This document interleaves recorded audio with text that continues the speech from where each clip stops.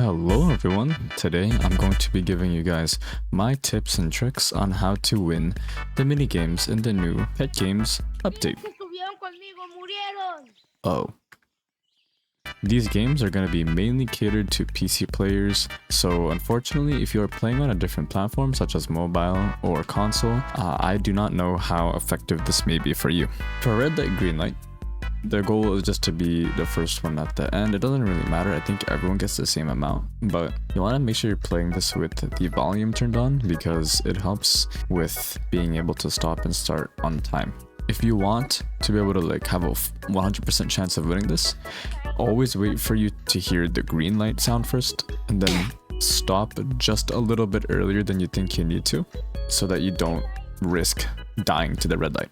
It's better to stop a little earlier than later because if you lag, you might keep moving forward when you weren't. For red light, green light, I don't really think it matters too much if you're first or second or third. I don't know. From my experience, the most I've gotten was 20 points without using any of the token boosts. I think maybe one time I got 60, but I don't remember. For the obby, you want to stay towards the edge of the rails here, and you also want to go through the right staircase. Don't go to the left, and keep your camera pointed downwards like this. Zoom out a decent amount so that you can see the entirety of the obby around you, and so that you know where the holes are so you don't fall. Going up on the edge of the stairs here gives you an advantage because they give you a slight boost in speed when you hit the edge of the stairs at a certain angle. And to ensure that you're first towards the end here, you want to jump a little earlier so that you land earlier. Just be careful not to jump a little too early, because if you jump too early, maybe like around here, there's a good chance you're going to fall through the hole here. The reason why I say that this is going to be catered a little bit more for PC players is because jumping on the edge of the stairs in the obby is going to be significantly harder if you are on mobile or on console, as you don't have the same level of control as you do on PC. For the glass tiles minigame, the same principle applies where you have to zoom out like this, because if you're zoomed in too close, you might not get a full view of where the holes are, and you might fall through. Just don't zoom out all the way because you might lose where your character is. So about here is a good amount. And it also doesn't hurt to wait till everyone else goes before you go so that you don't get confused as to where you're standing in this group of people here. Because you might think you're standing in the center, but really you're like here, for example. And then when you jump, you end up falling through a hole. Now, there's a good chance that we might end up losing here. Personally, I never go first, and I don't think a lot of other people do, but that's just how it goes, you know? Like, it's a risk that you take. Oh, this guy's cooking. Now that we're here, I am not going to risk it. I'd rather come second than potentially die. Those clan points, they're too valuable.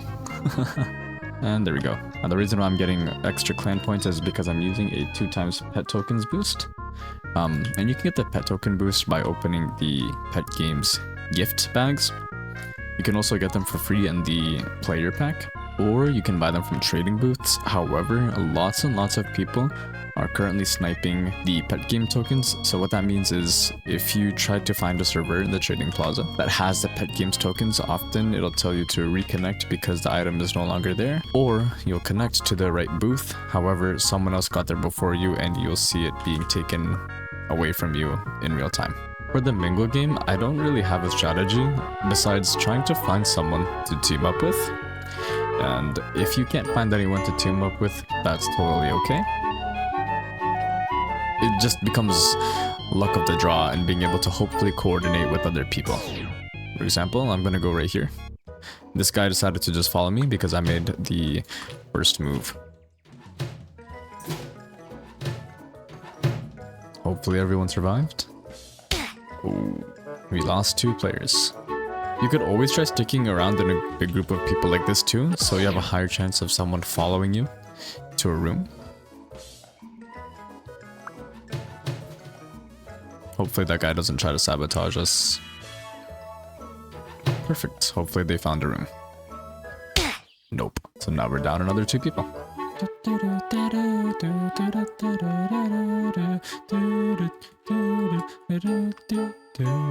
this one's gonna be a little bit harder. It's gonna take a bit more coordination. They have 3, 4, 5. They need one more player. Hopefully that's 6 in here, right? Oh, they just lost 6 players. We could have died there if that guy decided to come into our room. But we made it. For Minefield, the most common strategy that I see people using is called the diagonal strat. So essentially, you don't go in a straight line. You go, like this person's going in a straight line, but you would go from here, you'd go here, then you'd go to this tile, then that tile, etc. So kind of like back and forth. Or if they do go straight, usually they'll be going straight down along the side here, because it's not very common to get a red block on one side. So see, this is the diagonal strat.